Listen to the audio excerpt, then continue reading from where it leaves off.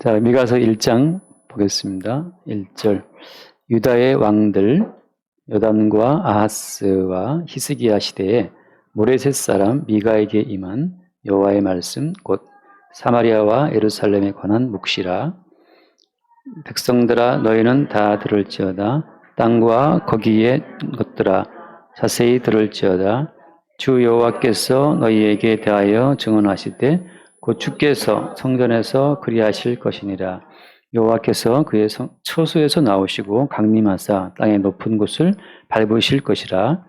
그 아래에서 산들이 높고 골짜기들이 갈라지기를 불 앞에 밀초 같고 비탈로 쏟아지는 물 같을 것이니 이는 다 야곱의 허물로 말미암음이요 이스라엘 족속의 죄로 말미암음이라. 야곱의 허물이 무엇이냐? 사마리아가 아니냐? 유다의 산당이 무엇이냐? 예루살렘이 아니냐?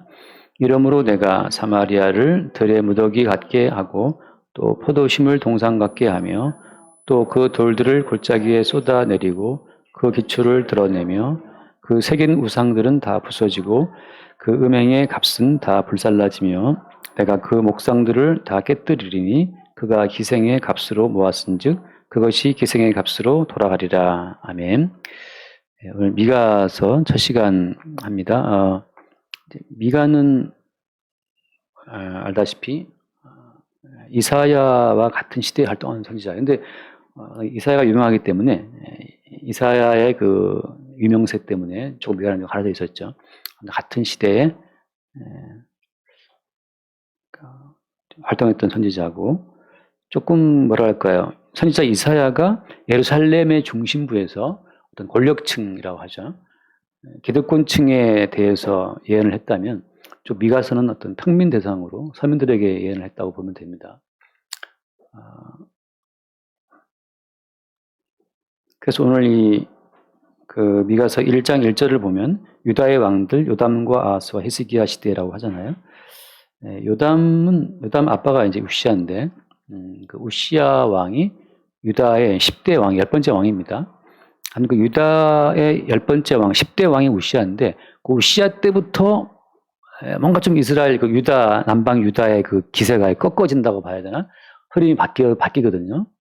우시야 왕이 굉장히 잘했는데 선정을 펼치고 하나님 앞에 신실했는데 마지막에 좀 오바를 해서 좀 하나님 앞에 좀 범죄를 하거든요. 그 우시야 왕이 죽고 나서 이제 그 아들 요담과 아하스, 요담과 아하스 두 왕이 또 좀 악랄한 왕들이에요. 그래서 유다 땅에 우상을 들여오기도 하고 요담과 아하스 왕 두 왕 때 아수르하고 화친 평화를 체결하는 것 때문에 나중에 이제 북이스라엘이 아수르의 침공에 멸망할 수 있는 그런 계기를 마련하는 왕들입니다. 어떻게 보면 좀 이스라엘 전체 민족으로 봤을 때에는 왜 쉽게 말하면 오랑캐죠. 왜 그 아수르와 손을 잡아서 북이스라엘을 침공하게 만드는 계기를 마련해 주었느냐. 그런 비판을 받는 왕이 아하스 왕이에요. 요담과 아하스와 그러다가 이제 히스기야 왕도 좀 개혁이 일어나죠. 그런 어떤 흐름이 있는데 흐름은 제가 다시 말씀 안 드릴게요. 나중에 다 찾아보시기 바라고. 오늘 말씀의 핵심은 뭐냐면 핵심은 2절 말씀. 백성들아 너희는 다 들을지어다. 그다음에 땅과 거기에 있는 모든 것들을 자세히 들을지어다 하고 지금 주님께서 내 말을 좀 들으라고 말씀하시는 거예요. 백성들아 다 내 말을 들어. 그다음에 땅과 거기에 있는 것들아 다 내 말을 자세히 들으라 하고 지금 하나님께서 하시고 싶은 말씀을 지금 하고 있는 거죠. 그래서 무슨 말입니까? 그 뒤에 주 여호와께서 너희에게 대하여 증언하시되, 자 누구에 대해서? 너희에 대해 증언한다. 그 말은 무슨 말입니까? 이스라엘 백성들아 너희들은 지금 너희들 자신이 누구인지 잘 모르지. 그거예요. 내가 너희에 대해서 말해줄게. 이거예요. 자기의 주제에 파악 못하는 그 유다 백성들을 향해서 주님께서 야 니들은 이런 존재야 라고 말씀하고 있는 거예요. 그러니까 나는 뭐 예쁘고 난 착하고 난 천사표고 난 돈도 많이 벌고 힘도 있고 이렇게 다 각자 그 시대의 어떤 가치관으로 자기를 보잖아요. 우리가. 자본주의 시대의 가치관을 알아봤을 때 돈 좀 번 사람은 뭐 잘났다 하겠죠. 흔히 말하는 졸부들. 갑자기 재개발되는 바람에 갑자기 돈 벽 들어왔어. 그러면 갑자기 뭐 돈을 주지 못하죠. 그런 것처럼 자본주의 시대의 가치관을 알아보게 되면 돈으로 자신을 본단 말이죠. 반대로 이제 돈 버는 데 실패한 사람들은 이제 스스로를 정죄하겠죠. 이 시대의 눈으로 우리를 바라보고 시대의 가치관으로 우리를 증언하고 있는데 하나님께서는 지금 야 그건 그 시대의 이야기고 타인들의 말이지 내가 너희에 대해서 너희들이 어떤 존재인지를 내가 증언해 줄게. 그 말이에요. 잘 들어보라 이거죠. 그 다음에 무슨 말씀합니까? 너희에게 대하여 증언하시되 그 다음에 그 주께서 어디에서? 성전에서 그리하신다라고 하는 거예요. 자, 주님께서 우리에 대해서 증언하시는 자리는 어디예요? 성전이야, 성전. 다시 말해서 미국이란 나라의 입장에서 동남아시아라든지 뭐 대한민국을 보게 되면 그 미국 나라의 입장에서 우리를 보겠죠, 그죠? 이번에 뭐 저기 새로 검찰총장 후보자인가요? 그분 잠깐 보다 보니까 좀 그분 약간 똑똑하더라고요. 내가 잠깐 봤는데 잠깐 법무부 장관과 어떤 검찰총장 자리가 다르다. 그러니까 자리가 다르면 보는 시선이 다르단 말이죠. 다르고 시선이 다르면 결국 모든 사람을 다르게 볼 수밖에 없다. 뭐 그런 이야기를 잠깐 했어요. 그래서 너무 시적인 표현이니까 또 뭐 다들 이렇게 갑자기 제가 뭐 이렇게 잠깐 어안이 멍멍해 있는 그런 표정도 있지 않습니까? 국회의원들. 그런데 하나님께서 우리에 대하여 증언하시는 그 자리가 어디다? 그 자리가 성전이에요, 성전. 그러니까 그렇잖아요. 하나님께서는 보이지 않는 분이기 때문에 어떤 분인지를 잘 몰라요, 우리가. 하나님 만나본 적 있습니까? 모르지만 하나님께서 어떤 관점으로 세상을 바라보시는지 그 하나님의 기준점이라고 하는 것은 어디예요? 항상 성전이에요, 성전. 그러니까 성전이라고 하는 그 자리에서 하나님께서 우리를 판단하신다고 하는 거죠. 그래서 그 뒤에 말씀 3절 여호와께서 그의 처소에서 나오시고 강림하사 그 처소라면 어디를 말하는 거예요? 처소라면 위에 말씀하신 성전이에요. 성전. 여호와께서 그의 성전에서 우리를 재판하시고 정언하신 동시에 그 여호와께서 그의 처소 성전에서 나오신다고 하는 거죠. 자, 성전에서 그 처소에서 나오시고 강림하사 어떻게 한다? 땅의 높은 곳을 밟으신다라고 하는 거. 땅의 높은 곳은 뭘 말하는 겁니까? 땅의 높은 곳은. 땅의 높은 곳이라는 것은 뭘 말하는 거예요? 예를 들면 자본주의 사회에서 높은 곳은 어디예요? 자본주의 사회 높은 곳은 돈을 많이 번 그 자리, 부자의 자리가 높은 곳이에요. 반대로 이제 종교성이 강한 집단, 말하자면 교회죠, 그죠? 교회에서 높은 곳은 어디입니까? 그 높은 곳은 제일 많이 기도하시는 분, 제일 많이 헌금하시는 분, 제일 많이 봉사하시는 분, 그 어떤 종교성을 가장 많이 보는 곳이 높은 곳이죠. 근데 여호와께서 어떻게 하신다? 여호와께서 나오실 때, 강림하실 때 어디를 밟으신다는 거예요? 땅의 높은 곳, 땅의 높은 곳. 자본주의 사회 사람은 돈을 제일 많이 벌기 때문에 나는 이 자본주의 세계 내가 왕이라고 하는 그 자리를 밟으시는 거고, 교회, 종교적인 자리에서 가장 높은 사람은 1일에 2번 금식하고 11조를 바치고 구제하고 봉사했던 그 바리새인 그 의인들 자리를 높은 거기를 밟으신다고 하는 거죠. 또 뭐 미스 코리아 가면 또 제일 예쁜 여자가 또 높겠죠. 그거 밟으시고. 연예인들 가면 또 가장 돈 많이 버는 인기 있는 요즘 연예인 뭐 우영우가 제일 인기 있으면 그 우영우 밟히는 거예요. 또 뭐 스포츠 요즘에 메이저리그 김하성이가 또 좀 인기 있더라고. 김하성. 저는 몰랐어요. 요즘에 하도 뜨니까 보긴 잘하더라고요. 그것도 밟히는 거고. 그런 거죠. 회사에서는 또 가장 영업 많이 올린 그 사람이 밟히는 거고. 아무튼 이 땅의 모든 기준점으로 자기 자신을 바라보는 그 가장 높은 자리를 주님이 껴드린다고 하는 거죠. 이 땅 그 모든 자리는 어때요? 성전에서 오실 때 그냥 밟아서 깨질 자리라고 하는 거예요. 그래서 이스라엘 백성들은 전 세계 모든 도시 가운데 가장 높은 곳을 어디라고 봅니까? 이스라엘 백성들은 전 세계 모든 도시 가운데 제일 높은 곳을 어디라고 봐요? 예루살렘이에요.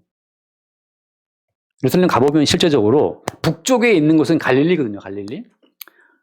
예루살렘은 남쪽에 있어요. 그래서 항상 어떻게 우리가 흔히 말하는 표현을 볼 때는 우리는 지금 서울에서 부산 내려가잖아요. 이제. 또 태국에서 올라오잖아요. 그렇게 표현하지만 이스라엘 사람들은 예루살렘이 남쪽에 있지만 항상 이스라엘 사람들은 예루살렘 올라간다는 표현을 해요. 거기가 중심이고 높은 곳이기 때문에. 가보니까 그 헐몬산도 제일 높고 갈릴리 쪽이 북쪽에 있기 때문에 언뜻 보면 항상 내려간다고 말을 해야 되는데 이스라엘 사람들은 항상 올라간다는 표현을 하죠. 가장 높은 곳이기 때문에. 하나님과 교통할 수 있는 곳이기 때문에. 천당 밑에 분당이라는 것처럼 그런 것처럼 높은 곳이라는 거예요. 또 어디 뭐 천당 밑에 분당인데 분당구 사이에 또 뭐가 있다면서.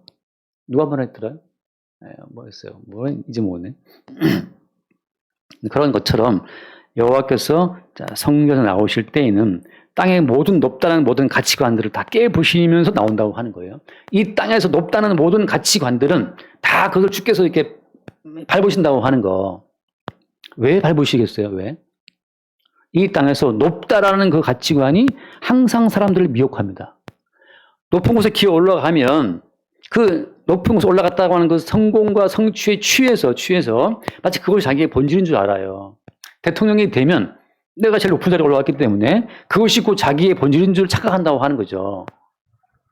왕이 되면 제일 높은 자리이기 때문에 제일 높은 자리에 올라앉아서 거기가 곧 자기의 본질 착각했던 그 다윗을 주께서 밟아서 아래로 골짜기로 쳐박아 버리잖아요. 그게 바세바 사건이거든요. 자, 성전에서 나오실 때에는 이 땅에 모든 높다는 가치관들을 밟는다고 하는 거.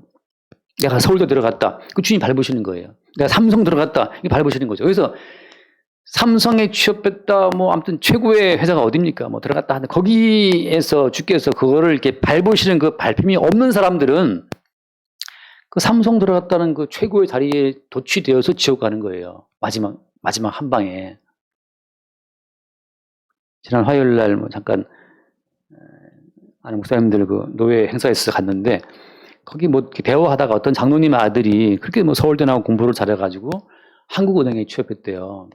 근데 그 정말 똑똑한 그 서울대 나오고 뭐 한국은행 취업하고 잘 나가는 그 아들이 30대 후반에 죽었대요. 무슨 암으로. 근데 그렇게 거기 일이 많은 부서는 일이 많답니다. 정말 쉴 틈이 없대요. 그 좋은 머리인데도 불구하고 그렇게 일이 많은 거예요. 일에 치여서 암으로 죽었어요. 그 가족이 다 슬퍼하죠. 우리 아들을 키울 때 서울대 갔을 때 뭐 다 뭐 축하하고 교회에서 축하하고 서울대 졸업했어. 이제 또 금융은행 아니 무슨 아까 제가 한국은행 들어갔어. 다 막 축하하죠. 뭐 또 가장 엘리트만 들어간다는 부서 들어갔어. 다 축하하죠. 근데 그 가장 높은 엘리트만 들어간다는 그 부서가 그 아들을 30대에 죽일 줄이야. 아무도 몰랐지. 정말 인간은 허상에 빠져 있는 거예요. 뭘 아무것도 모르고. 주님이 그냥 제왕대 보내시면 집에 가면 되는데 지방도도 높은 곳이 될 수 있어요, 또. 그래서 주님께서 그 성전에 나오셔서 이 땅에서 야, 내가 너희들이 증언해 줄게. 주님의 증언이라고 하는 것이 바로 뭡니까, 그냥? 높은 가치의 모든 산들을 다 내려 누르는 그것이 주님의 증언이에요. 어떤 식으로? 지금 높다고 하는 그 높은 곳이 너에게 과연 생명이 되겠느냐? 그 말씀하시는 거죠. 그건 허구의 세계예요. 성경에 보면 나오지만 가장 높은 자리가 어디였습니까? 창세기에 나오는 높은 자리는 바벨탑이에요, 바벨탑. 높이 쌓아서 어디로 가자? 하나님께 닿자는 거야, 닿자는 거잖아요. 주님 그걸 허물지 않고 그 언어를 섞어서 준원시켜 버리죠. 언어가 섞임으로써 이제 높다는 위치가 너무너무 다 다양해져 버리는 거예요. 각자 다 자기의 높은 곳을 쌓고 살아요. 연예인은 연예인들이 또 올라가고 싶고, 뭐 가수들은 또 가요 톱10 1등 하고 싶고 말이죠. 그래서 가요 톱10 있나 모르겠어요. 뮤직뱅크에서 뭐 제일 계좌가 많으면 또 1등 하는 거잖아요. 그런 식으로 그 4절 말씀 4절 그 아래서 산들이 녹고 골짜기들이 갈라지기를 불 앞에 밀초 같고 비탈로 쏟아지는 물 같을 것이니. 아무튼 그 높다라고 하는 그 모든 것은 밀초 이게 밀랍인데 이 불을 대면 초가 녹는 것처럼 말이죠. 높다는 그 모든 가치관들은 주님의 강림 앞에 다 녹아진다는 거예요. 그것이 영원하신 주의 심판 앞에서 높다는 가치관에 버틸 수가 있습니까? 정말 돈이 뭐 몇십 조가 있으면 주님의 그 심판 앞에 버틸 수가 있어요, 그 돈으로? 지난주에 어디입니까? 뭐, 이게 제가 또 나라를 잊어버렸나. 아무튼 그 어떤 나라에 4조 원인가 부자 되는 상속녀가 있었는데, 뭐, 되게 아직 나이가 어리죠. 남편이 결혼을 살고 있었는데, 강도를 만나갖고 죽었어요. 4조 원인데. 4천 원 아니고 4조 원. 4조 원인데, 무슨 강도 만나갖고 죽은 거죠. 누가 하실까? 남편이 갔겠지. 남편하고 뭐 어린 애들이. 4조 원이라는 그 돈이 자기의 생명을 지킨다 이 말이죠. 주님이 강림하실 때 그 불에 녹는 천농처럼 그냥 녹아버리는 거예요. 비탈로 쏟아지는 물 같다. 비탈에 물 쏟아지면 내려가는 것처럼 존재도 없어요. 오늘 말씀 핵심 포인트는 뭐냐? 5절 말씀. 이는 다 야곱의 허물로 말미암으며 이스라엘 족속의 죄로 말미암음이라. 자, 이게 오늘 포인트는 이겁니다. 지금 제가 이거 다 서론이고. 야곱의 허물이 무엇이냐? 사마리아가 아니냐? 유다의 산당이 무엇이냐? 예루살렘이 아니냐? 자, 예루살렘을 뭐라고 봐요? 유다의 산당으로, 산당이라는 것은 말하자면 우상숭배의 전당이에요, 그냥. 근데 하나님 보시기에 이스라엘 백성을 자랑하는 예루살렘이라고 하는 그것이 하나님 보시기에는 그것이 우상 집결지라고 하는 거죠. 또 무슨 야곱의 허물이 무엇이냐? 뭐라고 했어요? 야곱의 허물은 사마리아가 아니냐? 사마리아는 북이스라엘의 수도예요.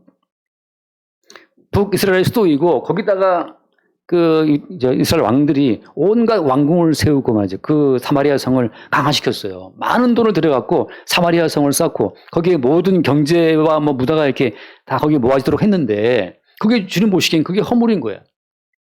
이거 중요한 것은 그러면 왜 사마리아가 야곱의 허물이고 왜 예루살렘이 유다의 죄냐 말이죠. 유다의 산당이라는 말을 밑에 뭐라고 되어 있습니까?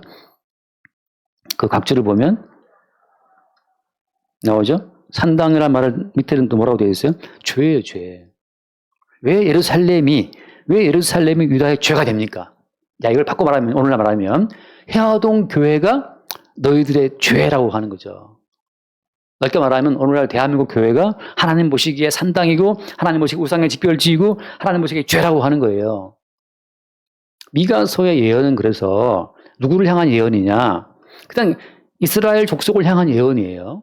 이방인이 아니고. 근데 하나님께서 지금 뭐라 말씀하는 거 있는 겁니까? 너희들이 자랑스러워하는 예루살렘이라고 하는 그것이 죄의 집결지고 우상의 집결지이고 그것이 너희의 허물이라고 하는 거예요.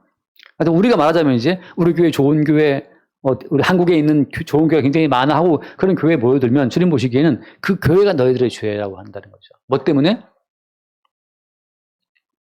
교회라고 하는 그것이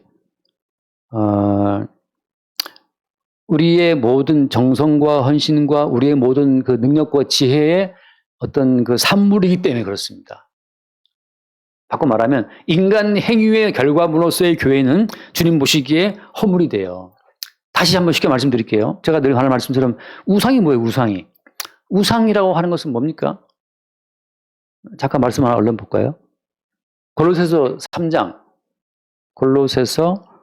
3장 이게 지금 신학적인 관점에서의 우상입니다. 골로새서 3장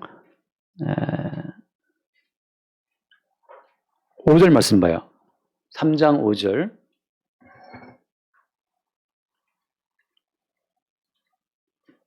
골로새 3장 5절. 그러므로 땅에 있는 지체를 죽이라. 곧 음란과 부정과 사욕과 악한 정욕과 탐심이니 탐심은 우상 숭배니라. 그냥 신학에서는 탐심을 우상 숭배라고 이렇게 간단하게 말하거든요.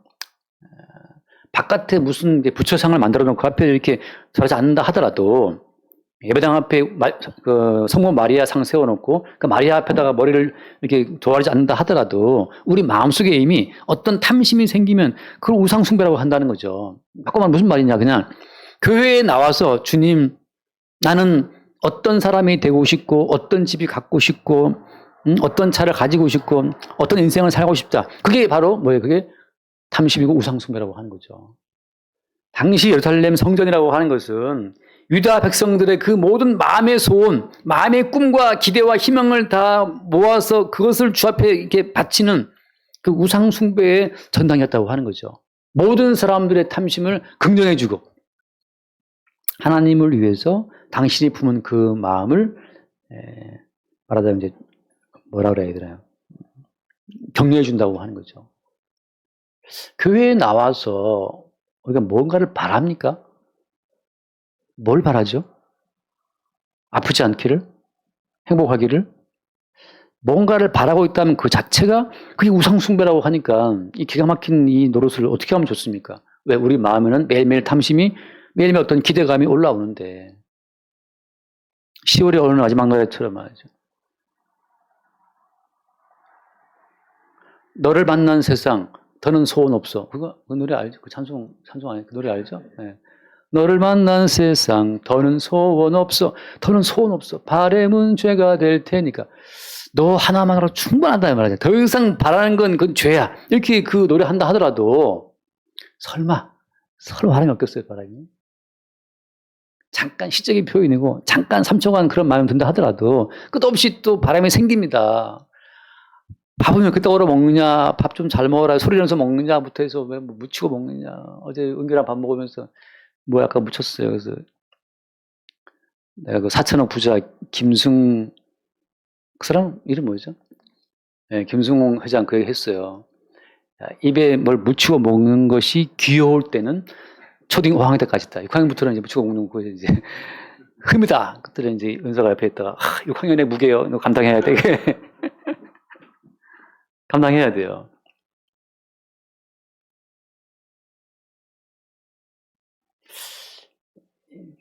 제가 이 말을 왜 했을까요? 깜빡 잊어버렸어요. 뭘 말을 하다 했지? 예. 그게 바람이 생긴다. 바람이 생겨요. 왜 묻히고 먹느냐, 왜 소리 내고 먹느냐, 왜 국수 먹을 때 후루후루 면치기 하느냐, 조용히 묻히고 먹으라. 뭐, 이 바람이 많다고요. 인간은 도저히 바람을 끊으려면 끊을 수 없는 존재이기 때문에 매일 뭔가 올라와요. 그 말은 무슨 말입니까? 우리는 선천성 우상숭배라는 사실을, 이 사실을 받아들이고 강림하시는 주님 앞에서 밀랍처럼 녹아 마땅한 자들이라는 사실을 받아들이라는 그 말씀이 선지자의 핵심 메시지예요. 선지자의 말을 듣고 내가 바꿔볼게, 내가 변화될게, 잘할게 앞으로. 그렇게 잘할게 하다가 망한 민족이 이스라엘 민족이에요. 선지자의 말은 결론은 뭐냐? 선지자들의 그 모든 그 계보가 이어지면서 어디로 다 모아집니까? 선지자들의 그 모든 말은 세례 요한으로 다 집결돼요. 근데 그 세례 요한이 선지자들의 그 모든 맥락을 잇는 마지막 선지자의 완결판인데 그 완결판 선지자 세례 요한이 뭘 했습니까? 물로 세례를 줬죠. 물로 세례가 무슨 의미예요? 너 이리 와 하고 물속에 집어넣는 거예요. 그 말은 무슨 말이냐? 그냥 수장시키는 거예요. 물에 빠뜨려 죽이는 거예요. 너는 긴 말 필요 없어. 너는 죽어 마땅해. 왜? 너는 끝도 없는 우상 숭배의 생산 공장이니까. 목사님 어떻습니까? 말이라고 물어봅니까? 당연하죠. 목사들 매일매일 그 신선한 탐심의 그 성장을 보고 기뻐하는 게 모든 사람이잖아요. 탐심이 있어야 사람 맛이 납니다. 뭔가 하고 싶고 되고 싶고 이러고 싶은 게 없는 사람은 시체예요. 이거 죽은 사람이에요. 제 아버님 들어 누워도 뭔가 하고 싶은 게 있어요. 이거는 마셔야 되겠다 하고 이거 마시는 그게 있단 말이죠. 그래 난 저건 마셔야 돼. 이래도 이걸 마시는 그 기대감. 그 뭔가 기대하는 그것으로 뭐 살을 맛이 난단 말이죠. 그러니까 인간은 죽을 때까지 끝없이 뭔가를 바라는 이 바람의 생산기지. 현대차 공장처럼 말이죠. 끝없이 우리 이번에 포항제철을 섰잖아요. 그죠? 태풍 때문에. 포항제철은 사진면은 섰지만 인간의 탐심은 멈추지 않아. 그 나온 유명한 말이 희망은 잠들지 않는다. 그게 뭐 좋은 말이라고 갖다 붙이고 있지만 그게 그만큼 하나님 보시기에는 죽어 마땅한 죄인, 우상 숭배의 생산기지 우리 내부에 있어요. 그래서 지금 뭐냐, 예루살렘을 왜 주께서 밟으시냐 하면 예루살렘이라고 하는 그것이 당대 이스라엘 백성들의 모든 그 마음의 소원을 북돋우고 그 마음의 소원을 격려해주고 하나님을 위한다는 명분으로 사실은 탐심을 챙기는 그들의 모든 욕망의 집결지가 예루살렘이에요. 예루살렘은 그 당시에 땅의 성전이라고 하는 것은 모든 인간 욕망의 그냥 집결지, 가장 세련되게. 헤로드 왕이 46년 동안의 성전을 지었잖아요. 얼마나 좋은 것으로 지었겠어요. 얼마나 좋은 재료로. 그만큼 그 말은 무슨 말입니까? 그만큼 인간의 욕망이 다듬어지고 또 다듬어지고 인간 욕망이 그만큼 더 밀도 있게 응축되는 자리가 성전이라고 하는 거죠. 미가는 그걸 생각하면 나중에 보면 나오지만 미가가 그것 때문에 예루살렘 이스라엘 내부에 유다 왕국 내부에 가난한 사람들이 막 넘쳐나거든요. 가난한 이야 죽든 말든 내가 살아야 되니까 내 욕심 채워야 되니까. 자, 다시 하나님께서 우리에 대해 증언하시는 그 증언의 결론은 뭐예요? 너희들은 우상 숭배의 생산 기지이기 때문에 너희들이 어디에 가든지 간에 그곳을 어떻게 죄로 더럽힌다고 하는 거죠. 그럼 결론은 뭐예요? 결론이라고 하는 것은 심판이죠. 죽음이죠.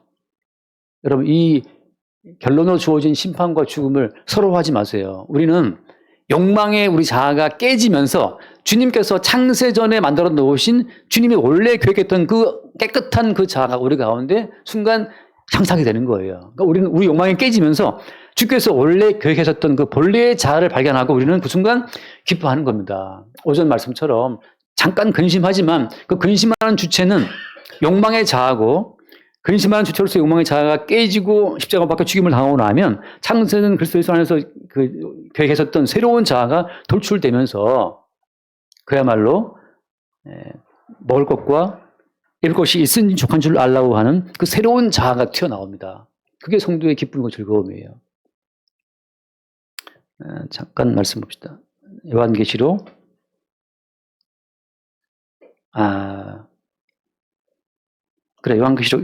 요한계시록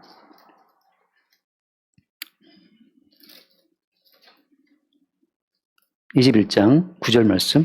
요한계시록 21장 9절. 일곱 대접을 가지고 마지막 일곱 재앙을 담은 일곱 천사 중 하나가 나와서 내게 말하여 이르되 이리 오라, 내가 신부 곧 어린 양의 아내를 내게 보이리라고. 여기 보면 일곱 대접을 가지고 마지막 일곱 재앙을 담은 일곱 천사 중 하나. 이 말이 무슨 말인가요? 하나님께서는 이 땅이 우상의 전당이고 사마리아의 허물이기 때문에 이 땅을 계속 때려부시는 과정 속에서 일곱 인재앙, 일곱 나팔재앙, 일곱 대접장을 보내신단 말이죠. 마지막 일곱 대접 재앙을 가지고 있는 천사가 나와서 뭘 보이겠다. 마지막에 어린 양의 아내를 보인다고 하는 거죠. 어린 양의 아내라고 하는 것은 언제 나오는 겁니까? 일곱 인재앙으로 우리의 껍질을 깨고, 나팔재앙으로 우리의 껍질을 깨고, 대접장으로 우리의 껍질을 다 깼을 때 그때 나오는 것이 어린 양의 아내예요. 다시 말해서 우리를 싸고 있는 자본주의 가치의 껍질을 깨고, 육신적인 가치, 뭐 예쁘나 높으나 그거 깨고 말이죠. 내가 말이지 나는 서울대 나오고 한국에는 들어가서 하는 그런 모든 가치를 다 뜯고 그 마지막에 어린 양의 아내가 창세전 그리스도 예수 안에서 주님이 미리 준비했던 그 아내의 모습이 나온다고 하는 거죠. 그래서 그 아내를 보인다고 해서 뭘 보였습니까? 10절 말씀. 10절 성령으로 나를 데리고 그 높은 산으로 올라가 하나님께로부터 하늘에서 내려오는 뭘 보였다? 거룩한 성 예루살렘을 보이니. 이게 이제 하늘에서 준비된 그리스도 예수의 신부, 다시 말하면 참된 교회의 모습이에요. 근데 거룩한 예루살렘의 모습을 어떻게 묘사합니까? 11절 하나님 영광이 있어 그 성의 빛이 지극히 귀한 보석 같고 벽옥과 수정같이 맑더라. 뒤에 쭉 나오지만 어마어마한 보석이 나와요. 뒤에다. 다시 말해서 거룩한 성 예루살렘이라고 하는 거, 어린 양의 아내라는 모습을 한마디로 말하면 보석이에요. 자, 보석은 어떤 거예요? 보석은 한마디로 말하면 불의 시험을 통과한 건데, 불의 시험 속에서 모든 불순물이 다 녹아지고 나서 순수히 불을 통과하고 나온 그것이 보석이잖아요. 어린 양의 아내라고 하는 것은 매일매일 이 땅에서 우리가 품고 있는 모든 헛된 기대와 희망의 껍질이 벗겨나가는 과정을 통해서 마지막에 역사 이전에 창세 이전에 주께서 계획했던 그 순수한 뜻만 남는 그 존재가 그게 보석이고 그게 어린 양의 아내고 신부라고 하는 거죠. 쉽게 말하면 그리스도 예수와 같은 성분만 남아요. 그게 어린 양의 아내고 신부입니다. 그래서 오늘 이제 여호와께서 어디서 나왔다 했습니까? 성전에서 나오잖아요. 성전에서 나오실 때, 처소에서 나오실 때 그 여호와께서 나오시는 그 길목이 있어요. 그 문이 있단 말이죠. 어떤 문으로 주님이 나오시는가? 잠깐 읽고 마치겠습니다. 히브리서 10장 19절 말씀.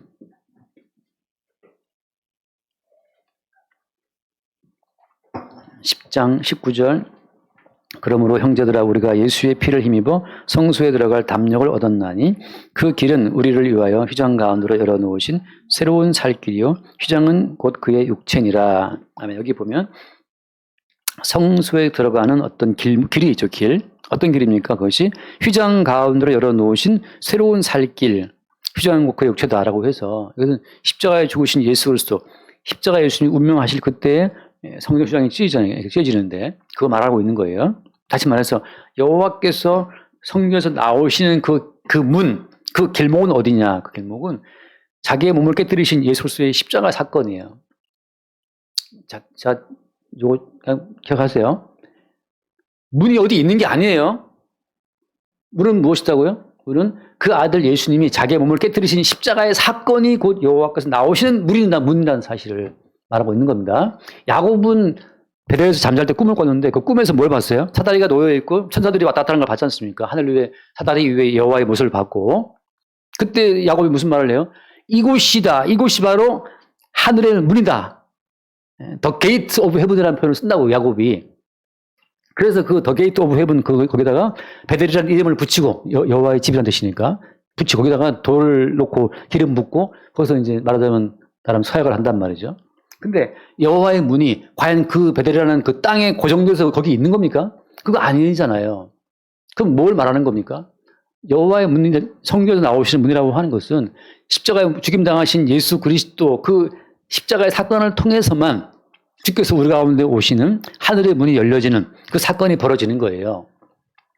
자, 끝으로 그래서 성도의 모든 가는 길은 항상 십자가의 사건 속으로 인도받는 거예요. 왜? 십자가의 사건 그것이고 성도로 들어가는 문이고 여호와께서 나오시는 문이고, 그 십자가의 사건을 통해 나오실 때 모든 높은 곳들은 다 밟아지게 되고 사라지는 거죠. 말씀드릴게요. 창세기 32장을 얼른 봅시다. 창세기 32장. 지금 우리가 지금 연휴에 지금 지친 분들이 많기 때문에 빨리 끝내. 창세기 32장 1절. 32장 1절. 야곱의 길을 가는데 하나님의 사자들이 그를 만난지라. 천사들이죠. 야곱이 길 가다가 누굴 봤어요? 천사들을 만났어요. 하나님 사자들을. 2절. 야곱이 그들을 볼 때 이르기를 이는 하나님의 군대라 하고 그 땅 이름을 마하나임이라 하였더라. 야곱이 지금 바단 아람에서 20년 동안 말하자면 종살이 일하다가 지금 모든 걸 다 지금 끌고 지금 베델로 가고 있는 길이에요. 고향으로 돌아가고 있는 그 길인데 거기서 누굴 만났다고요? 천사들을 만났어요. 근데 천사들을 보고 야곱이 무슨 이름을 붙여줍니까? 뭐라고 깨닫습니까? 저 천사들은 누구다? 하나님의 군대구나 라고 해서 마하나임이라는 붙여요. 마하나임. 가끔 어떤 무슨 교회 마하나임 중창단이 있더라고. 마하나임 중창단. 그 뜻인데 여호와 하나님의 군대. 하나님의 군대가 왜 야곱 앞서서 어디인가를 이동하고 있습니까? 야곱은 언제 처음 하나님 사자들을 만났어요? 베델에서, 그죠? 꿈에서 사다리 위에 나타나는 천사들을. 자, 그때부터 천사들은 계속 하늘의 문에서 오르락 내리락 하면서 야곱의 모든 길을 계속 인도하고 있는 거예요. 자, 지금 제 포인트는 뭐냐면 천사들이 나타나서 야곱의 길을 인도했다면 왜 가자마자 결혼 사기 당해가지고서 지가 좋아하는 여자랑 하룻밤 못 보내고 그 엉뚱한 안 좋아했던 그 언니하고 또 결혼 먼저 했어야만 됐으며 10번씩이나 품삯을 속여요. 여삼촌이. 근로계약서를 썼는지 모르겠는데 결국 10번이나 속임을 당한단 말이죠. 그런 일을 당하고 또 돌아올 때 자기 딸 디나가 강간을 당하고 또 그래서 열받아서 아들들이 또 가서 한 성을 다 사람들을 죽여버리고 살인을 벌리고 이 복잡한 상황, 그야말로 험악한 세월을 산단 말이죠. 여기서 중요한 건 하나님의 사자들이 야곱과 함께 동행했는데 왜 야곱의 인생은 그렇게 험악하냐 말이에요. 험악하냐. 왜 험악한 겁니까? 천사들이 움직이는 것은 야곱 좋으라고 오냐 야곱 좋으라고 천사들이 온 것이 아니고 뭐 때문에 온 겁니까? 하나님의 그 임무, 미션. 어떤 미션이에요? 야곱을 끌어다가 어디로 오라? 야곱을 끌어다가 더 게이트 오브 헤븐, 거기 어디라고 그것이? 십자가의 사건이 벌어지는 자리가 하늘의 문인데 십자가의 사건이 벌어지는 그 현장으로 야곱을 항상 끌고 와라. 이게 천사들의 임무예요. 그게 마하나임의 임무고 하나님의 군대의 임무입니다. 항상 우리는 우리의 힘과 지혜로 어쩔 수 없는 난 죽었구나 하고 우리의 그 모든 걸 죽이는 십자가의 사건 앞으로 천사들이 동원돼서 그렇게 끌고 오는 거예요. 내 뜻과 내 희망대로 높은 곳에 올라갈 수 있는 그 자리를 주님께서 허락을 하지 않습니다. 올라갔다 하더라도 주님이 또 그걸 밟아갖고 또 내리 굴려버려요. 이 세상 어디에도 이 세상 어디가 늪인지 어디가 숲인지 흥국이 아까 노래 불렀잖아요. 흥국이 강원도 사람인데 화려한 꿈을 찾아 도시 왔다가 다시 또 강원도 내려갔단 말이죠. 왔다 갔다 하는데 이 세상 어디가 늪이고 숲인지 말이죠. 아무도 말해주지 않는데 당연히 모르죠 그걸. 근데 천사들은 우리가 어디 있다 하더라도 어떻습니까? 우리를 다시 끌어다가 예수와 함께 십자가에 못 박혀 죽는 그 자리. 너는 이미 예수와 함께 십자가에 죽었어. 다만 주의 뜻을 나타내고 이렇게 위해서 지금 존재한다는 그 사실을 확인받는 자리가 천사들이 우리를 끌고 와서 십자가에서 사건 앞에 세우는 자리예요. 그래서 나는 이미 십자가에 예수와 함께 죽었네 사실을 확인받는 거죠. 이제 바울의 말처럼 사나 죽으나 우리는 어떻다? 사나 죽으나 우리는 주의 것이다 라고 하는 그 고백의 자리로 우리를 끌고 오는 겁니다. 그래서 오늘 돌아가서 빨리 마칩시다. 빨리 마시는 말만 하고 빨리 안 마시고. 그래서 성경에서 여호와에 나오셔갖고 증언하신 그 내용은 너희들은 탐심 제조기 때문에 죽어 마땅하다는 사실을 나타내시는 거고, 그 여호와께서 나오시는 그 문을 통해서 이제 이스라엘을 어디로 끌고 가려고 하는 그 어떤 의도가 있다는 겁니까? 십자가의 사건이 벌어지고 있는 하늘의 문으로 이스라엘을 끌고 가시기 위해서 우상 숭배의 전당으로 세워진 예루살렘과 사마리아를 때려 부수겠다고 지금 말씀하시는 거예요. 미가 선지자는 한 100년 뒤에 예레미야가 나오는데, 100년 뒤에 미가 선지자 이 말 그대로 100년 뒤에 나온 예레미야 선지자가 어떻습니까? 결국은 동일한 내용을 예언해요. 예루살렘 망한다, 망한다. 왜? 땅에 있는 높은 곳은 하나님 보시기에 그건 우상 숭배 전당지지 하나님께서 임재한 자리가 아니기 때문에 날마다 우리의 높은 자리가 주에 의해서 깨어지고 다시 십자가 예수와 함께 주는 그 자리에서 주님 사나 죽으나 나는 주의 것이라고 하는, 주께서 우리를 뜻대로 인도하셔서 주님을 증거하고 있다는 그 사실 앞에 설 수 있게 되기를 바랍니다. 기도하겠습니다. 주님 감사합니다. 주께서 성전으로부터 나오셔서 우리를 대하여 증언하시는 그 증언의 내용을 우리가 듣고 또 아멘으로 수용할 수 있도록 축복하여 주옵소서. 하나님 보시기에 끝없는 탐심의 우상 숭배에 빠진 우리는 죽어 마땅함을 알게 하시고 사나 죽으나 낮으나 높으나 부자나 가난하나 그 모든 우리 삶의 처지가 그리스도 예수를 증거하기 위한 주의 인도하심의 자리임을 매 순간 새롭게 깨달아 알게 하여 주옵소서. 우리 주 예수 이름으로 기도드립니다. 아멘.